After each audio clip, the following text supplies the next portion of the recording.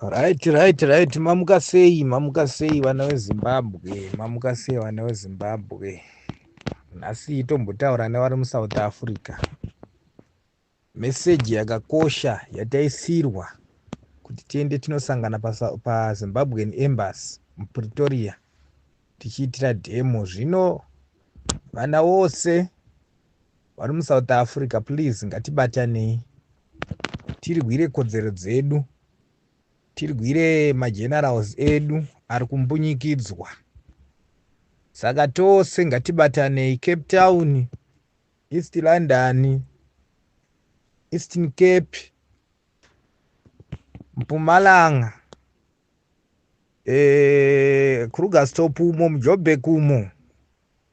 Ngatibatanei vakomana, ngatibatanei. Inguwa unotoona mumwe munhu izvozvizvi haadi kuenda kunobatana nemumwe, anoita basa rekuenda uchienda kuchizama-zama every time uchitandaziswa nepfuti, panzvimbo yekuti isusu tibatane. Munyika medu mune goridhe rakawanda, mune zvicherwa zvakawanda. Tikabatana nyika ikagadzirwa, mumwe nemumwe anenge afree. Saka varume ngatibatanei tinodhifenda nyoka yemabhunu, asaende mukati memaoko evanhu vakaipa. Remember kuti murume uyu tikatadza kumurescue paari apa, upenyu hwake hunenge huri pakaoma wakomana. Tichiri kumuda. Hatife takazowana mumwe munhu anosimbisa vanhu, anoramba akamira nevanhu achivaudza zviri kuitika zvechokwadi. Kutaura kuna anoindimeni ekuteererwa.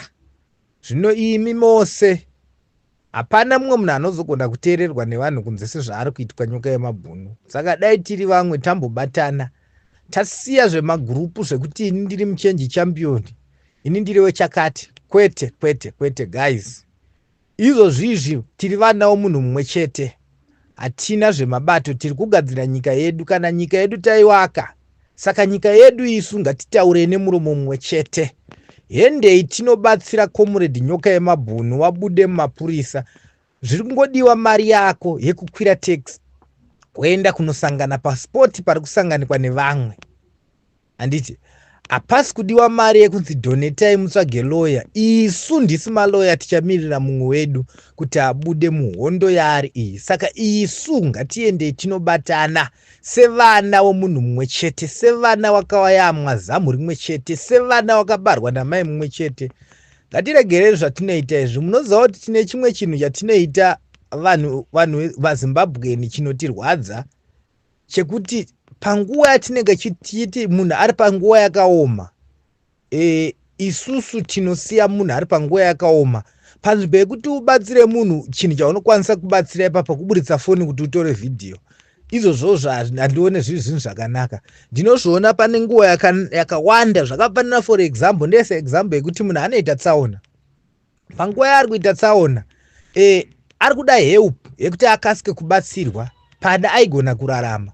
Panguva yaanenge achidaidzira help munhu iye, isusu hatiwane help. Mumwe munhu anotoda kuburitsa foni yekuti atore vhidhiyo agosendera vanhu, agoita mafollowers ekuti ndiri pasini, ndatanga kusvika. Hamuone tine chimwe chidofo chatiri kuita. Tarisai Tatenda Pinjisi aikumbira painizi guys, kukumbira painizi, asi nesi aitaura naye achiti muzukuru ndiye semu munhu aitora vhidhiyo ari kutodaidzira kuti ndichazoita ndiudze vanhu kuti wakubatsire. Panzvimbo yekuti asiye foni amhanye kunotora piritsi kana kunotsvaga mapiritsi, aitotora vhidhiyo.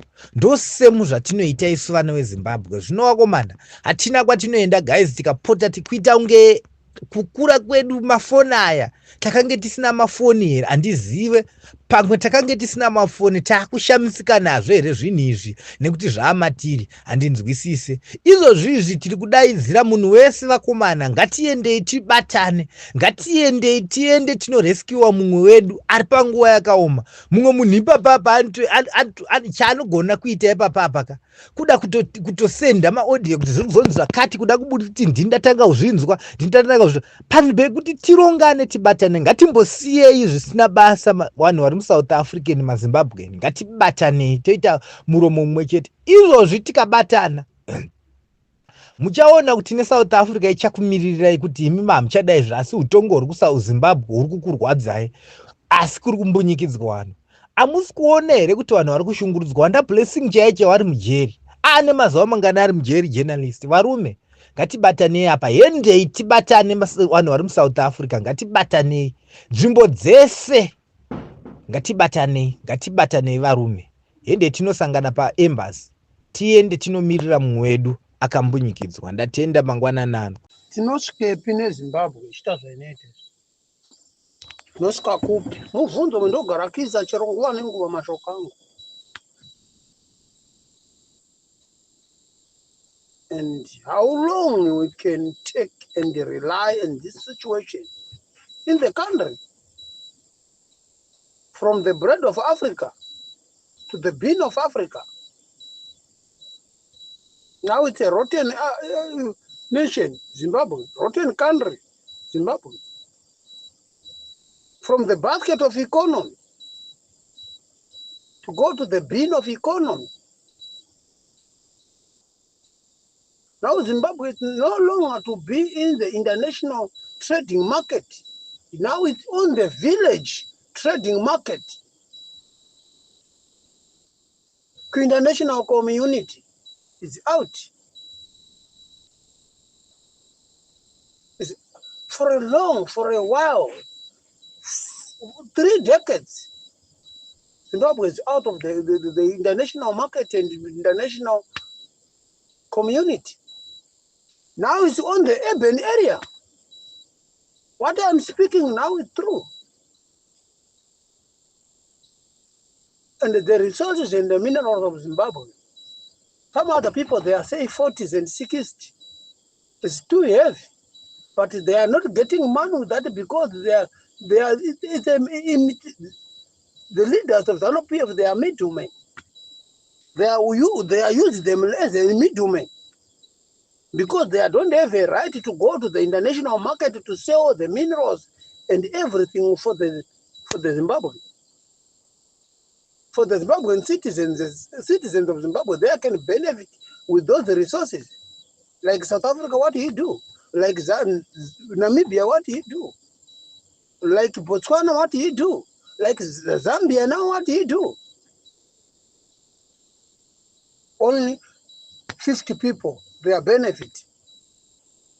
And the people, it's not 50, 25 people, 30 people, or 29 people. You record them, they are enjoying a better life in Zimbabwe. But 16 million people, Zimbabwean people, they are suffering. 16 million Zimbabwean people, they are suffering. 29 people, they are recognized in Zimbabwe. They are richer and beautiful. They are living in luxury houses and luxury cars and luxury lives. Some other people, they don't have the eyes. Vamwe havana zvevendaye kuchipinge vakachekwana namatanga.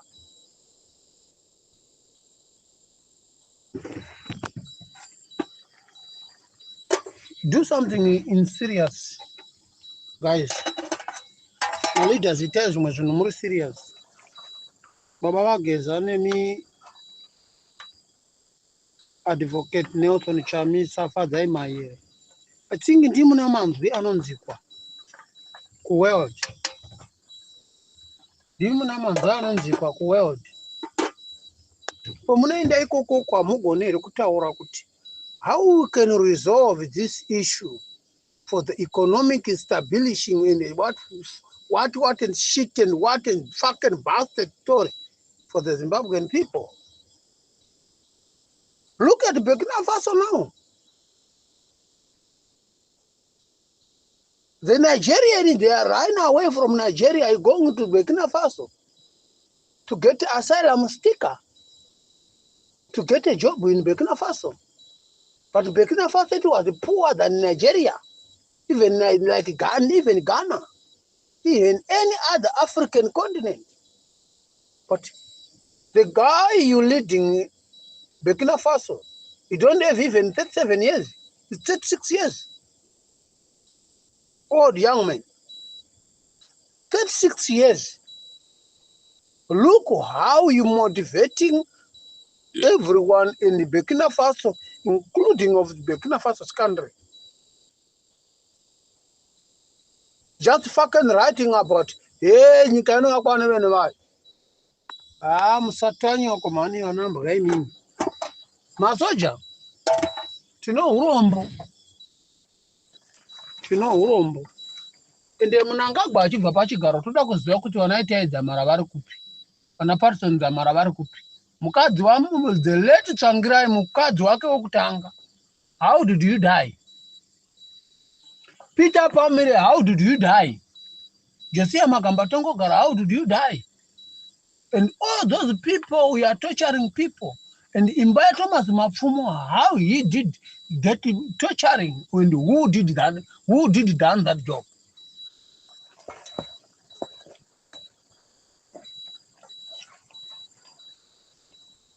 Neta zvokutamba inini varume, tamba navanhu. Masoja makatarira, usambozofa zvawakazvifadza kuti iwewe kana wakaita mukana ukuinda kuame kana uri general. Chiwengo wanga ari general, pamusha pababa vake vanga ani masoja. Chiwengo Constantino Talent and his wife, before he died, there was going to Muparinga, learn more Muparinga, try more Muparinga, to do the preachers on the street. Why Varikuparidam street? Ko iye vazukuru vari mwana wa Chiwengo uchazoya achigamuchira chii kana vachiuraya nyika saizvozvo. Iye Chiwengo Constantino. Iye Chiwengo ripo.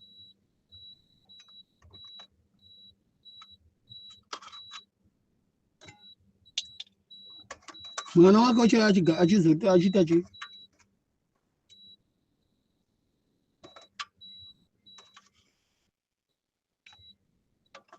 Apeno mapenzi okugokwa anopuwe ng'ombe inofa chirwere nguva ino.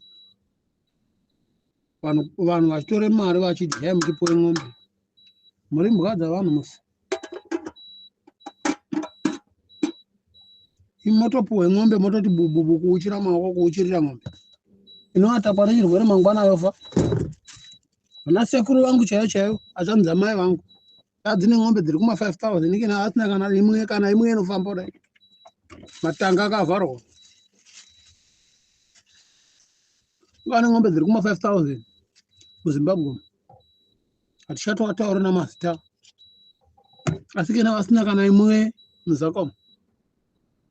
Kana imwe inofamba